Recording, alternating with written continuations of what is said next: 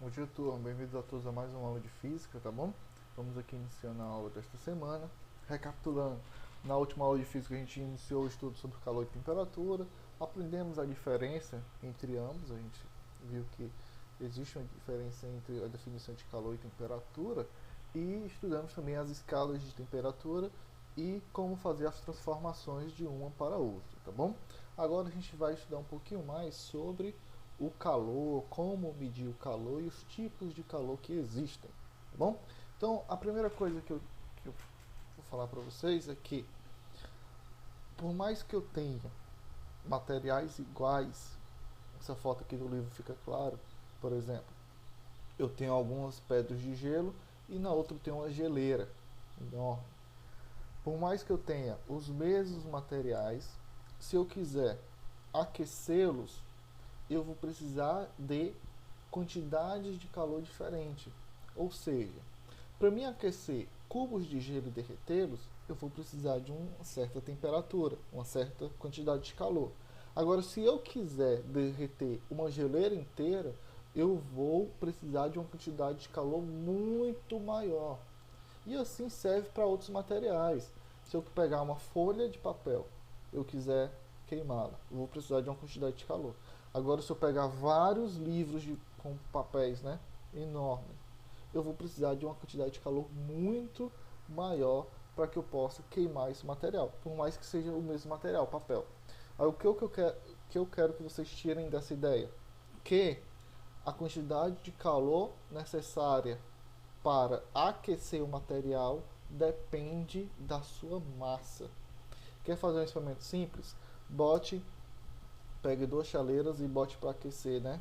Se eu botar na primeira chaleira uma quantidade assim de água, uns 3 dedos, e na outra eu encher e ligar o fogo ao mesmo tempo, a chaleira que tem menos água vai ferver muito mais rápido. Por quê? Porque eu tinha uma massa de água bem menor.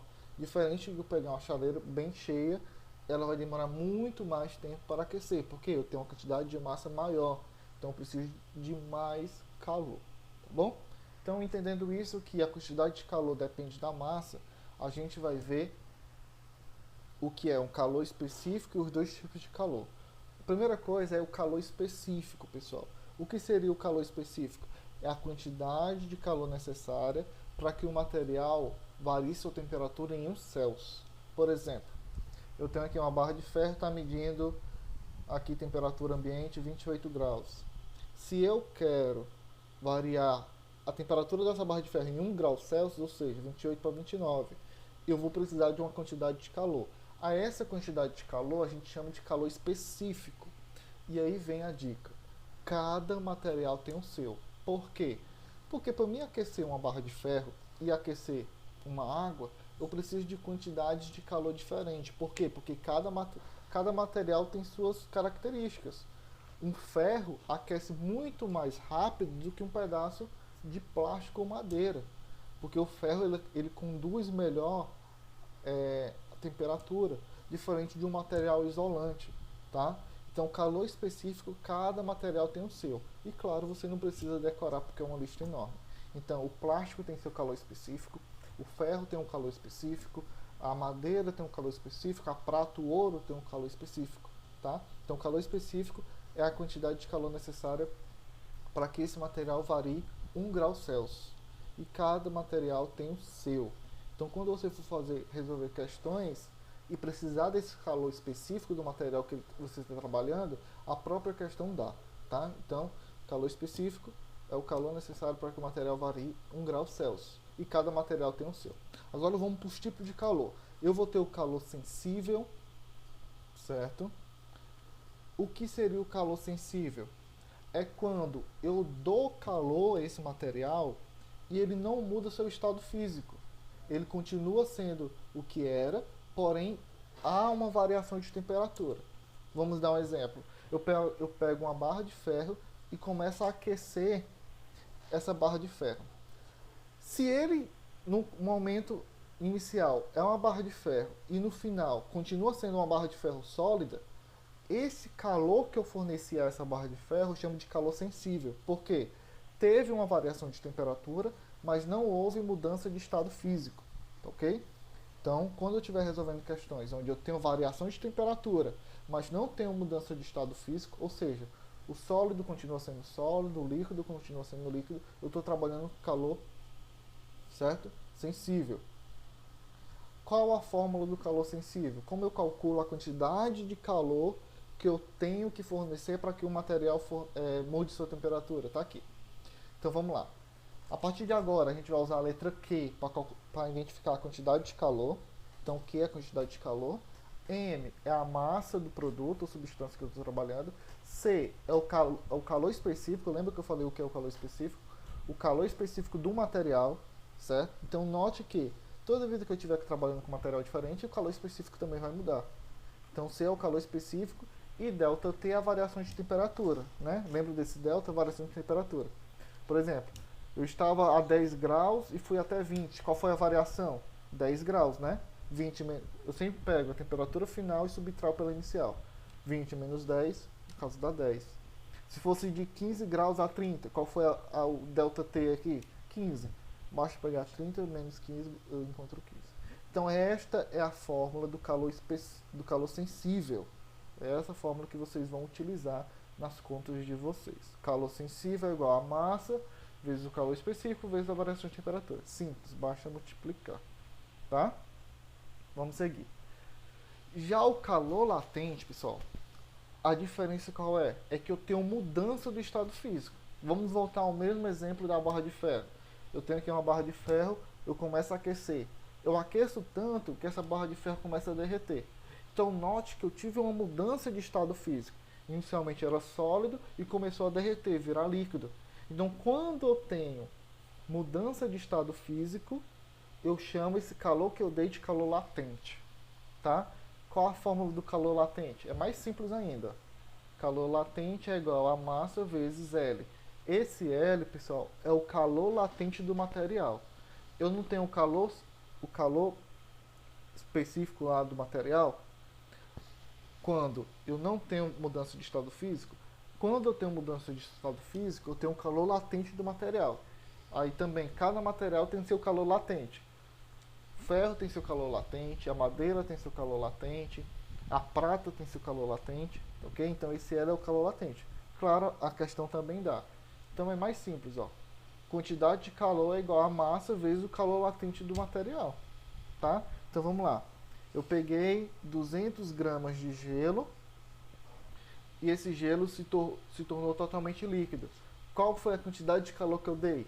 Então, a quantidade de calor Q é igual a massa, 200 gramas. Calor latente do gelo. Aí a questão daria, bastava multiplicar os dois. Tá bom? É mais simples do que o calor... Vou botar aqui. Do que essa outra fórmula, né? Onde quantidade de calor é a massa vezes o calor específico do material vezes a variação de temperatura. Mas também é simples porque você basta multiplicar. Ok? Vamos ver exemplos que fica mais fácil. Ó, um corpo de massa de 6 gramas em estado sólido é aquecido até o ponto de fusão. Sabendo que o calor latente do corpo é 35 calorias por grama, então note, ele deu calor latente, né? Determine a quantidade de calor recebida pelo corpo. Então aqui, professor, eu vou trabalhar com calor latente ou calor sensível? Aqui ele já deu calor latente, então eu vou usar a fórmula do calor latente, tá? Qual a outra dica que eu dou? Ele disse que estava em estado sólido e entrou em fusão, ou seja, mudou do estado físico, né?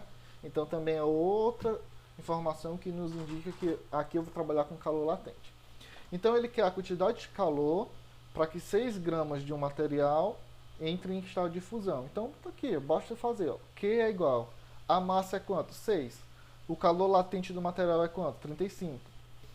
Então a quantidade de calor vai ser 6 vezes 35 dá 210. Professor, qual a unidade de medida do calor? O cal, tá aqui, ó, CAL minúsculo, de calorias.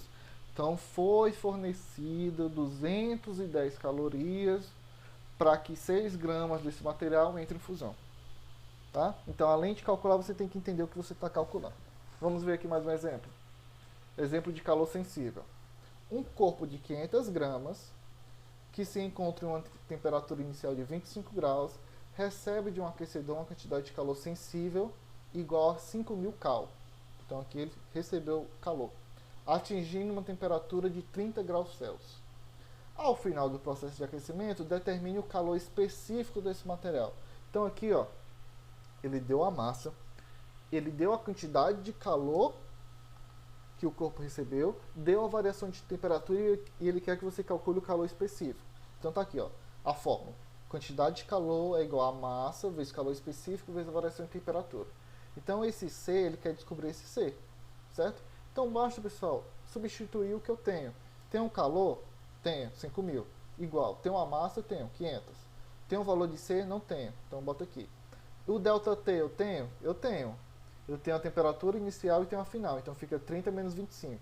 E a partir de agora é só calcular. Então vai ficar, ó, 30 menos 25, 5. 5 vezes 500 dá 2.500. Para mim isolar o C, esses 2.500 tem que sair daqui, eu vou passar dividindo. Então C é igual a 5.000 dividido por 2.500. C é igual a 2 cal por grama. Tá bom?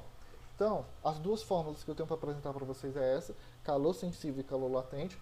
Você tem que saber quando usar cada uma. Calor sensível é quando eu tenho variação de temperatura e não tenho mudança de estado físico. Calor latente é quando eu tenho mudança de estado físico. Eu tenho essas duas fórmulas. Cada questão vai dar as informações, basta substituir e calcular. Ok? Então ficamos por aqui. Qualquer dúvida pode me procurar para que possamos tirar. Até mais.